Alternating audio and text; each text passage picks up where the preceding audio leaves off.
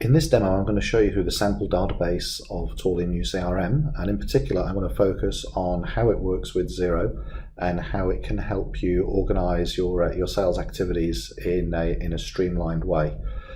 If I log into the system, the first thing that we're going to see once the menu pops up is that we have quite a comprehensive menu down the left-hand side. Now, before starting this, I've connected up to XERO and I've imported all of the XERO data.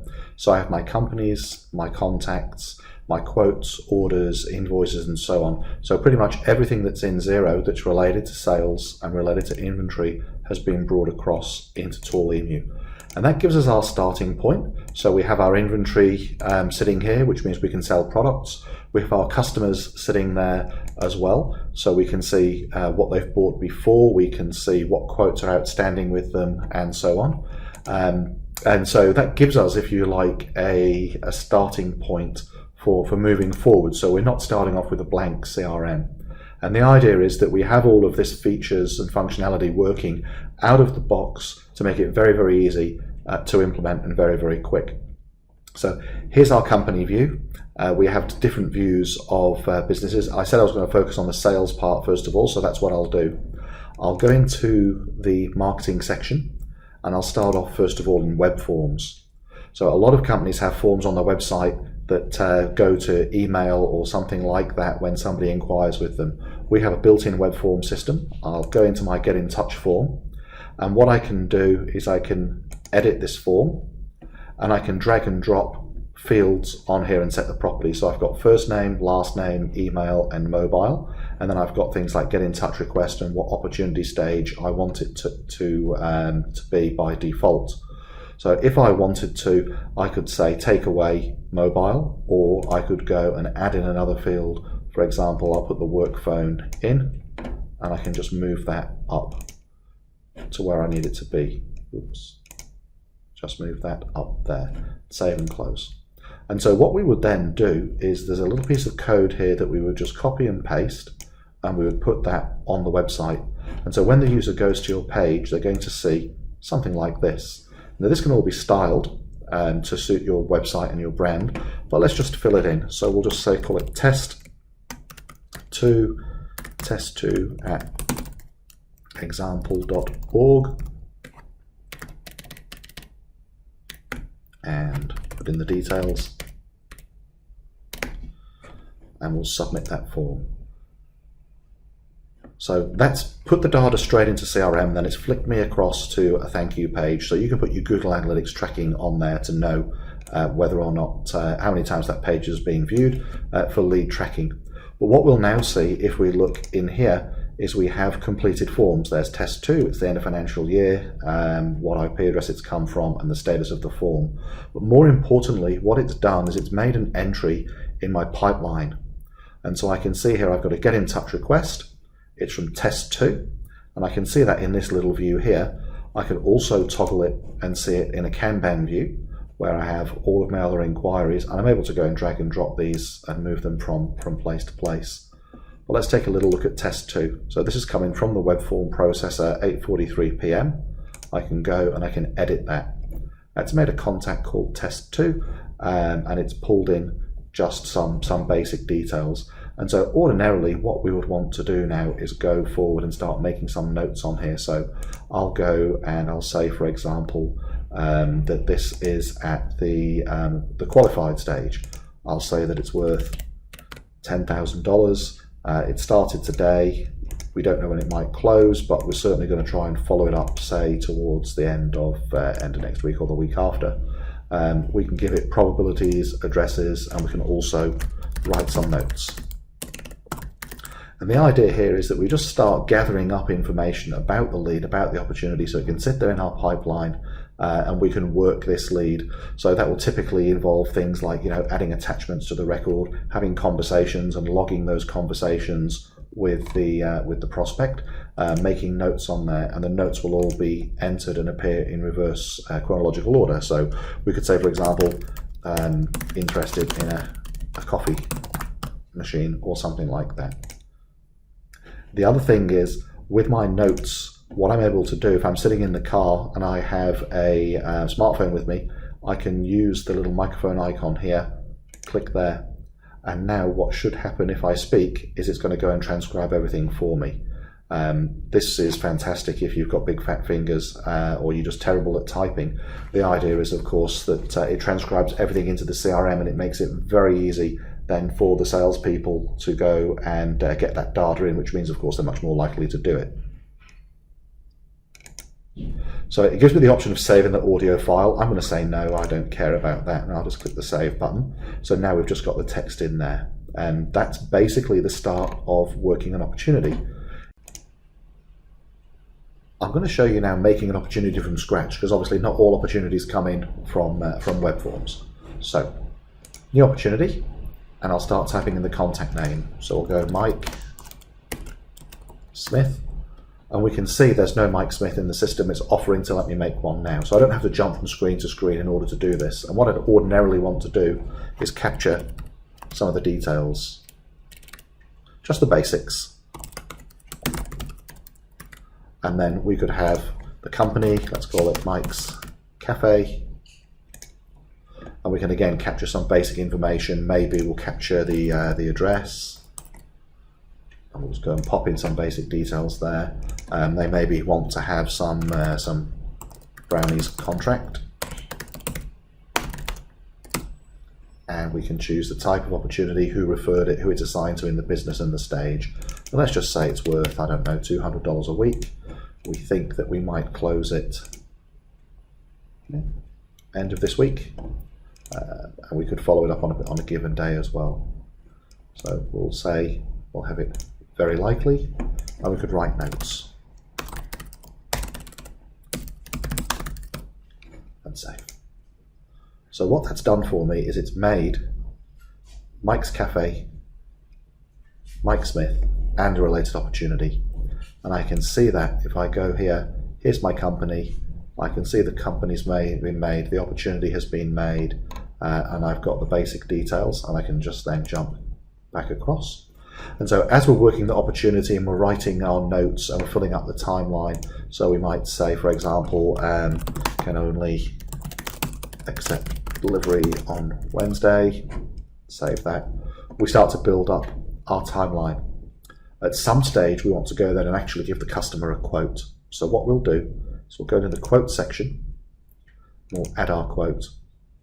And I'll point out here, as we're adding the quote, that you don't have to go through this whole opportunity process. I'm showing you everything from start to finish just so you can see quite how it all works from start to finish, but you could just jump in and do a quote, or you could just jump in and do an order straight away if you wanted.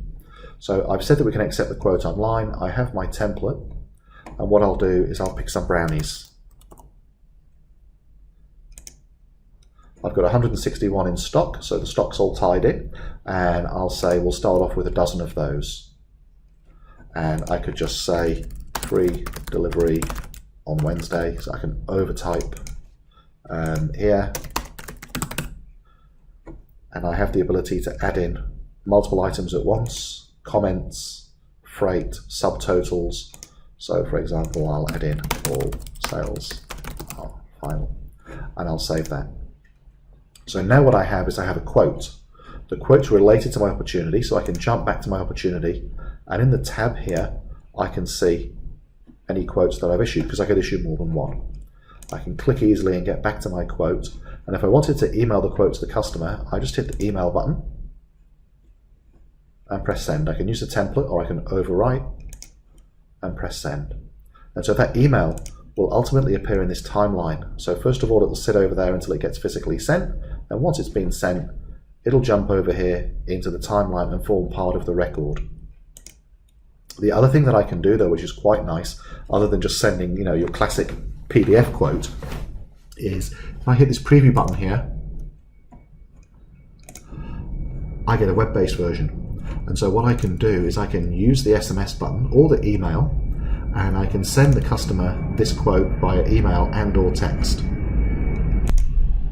So we can see on here the customer details, what we've put in, our details, the product, the comment, and so on. The customer can see the terms and conditions. They can also say, you know, do you have any strawberry ones?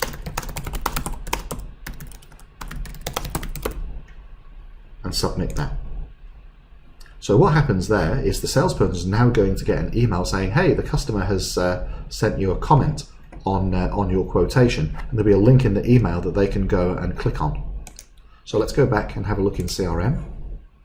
We can see our timeline, and we've got, do we have any strawberry ones? Let's add the answer and say, no, sorry, we don't, and save. And so now we can go back to the customer, and the customer, if they refresh, or we text them the quote again, or we email them the quote again, you can see a discussion, you can see a negotiation. And so where we ultimately want to get to is the customer accepts the quote, pops in their details, sees the terms and conditions, signs it, and accepts your order, or accepts their order. I can pay by credit card or invoice. I can also configure this to take a deposit. So I'll just quickly make a credit card payment using some test credit card details.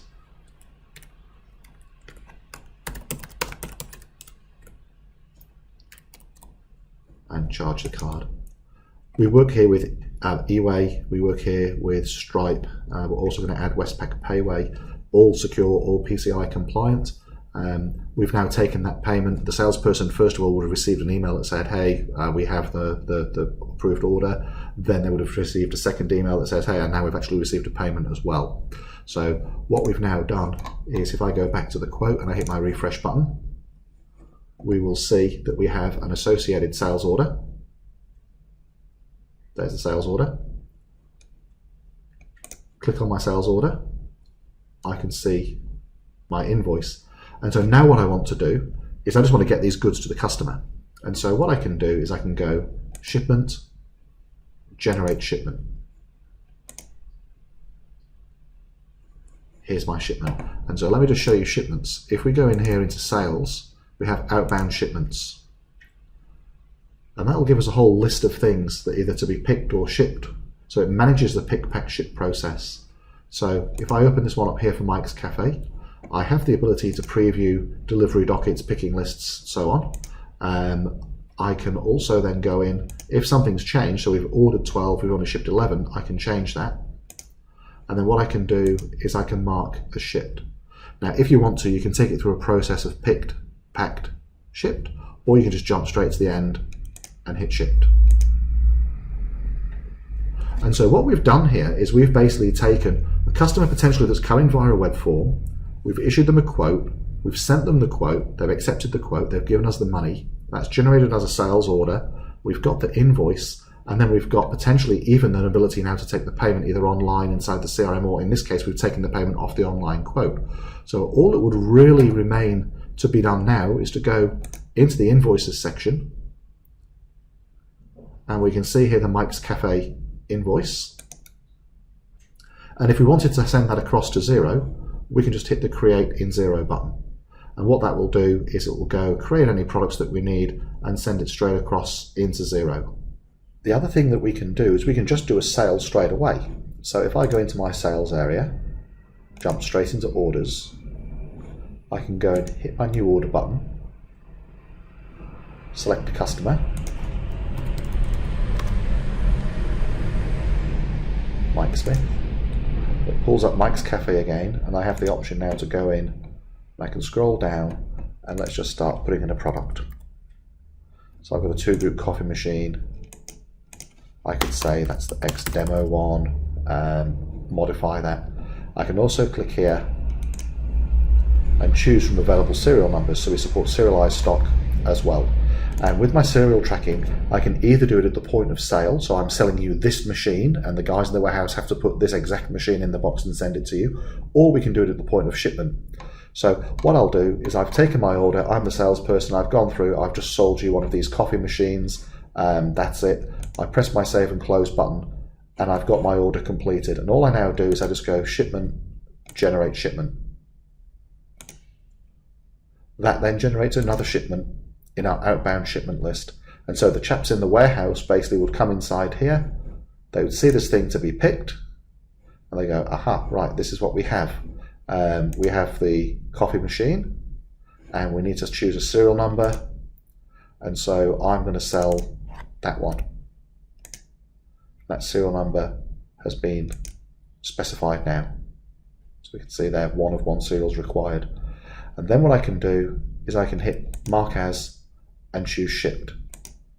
When I do that, what it's going to do for me is it's going to mark the product as shipped, and then it's going to automatically generate an invoice, and it'll automatically send the invoice to the customer.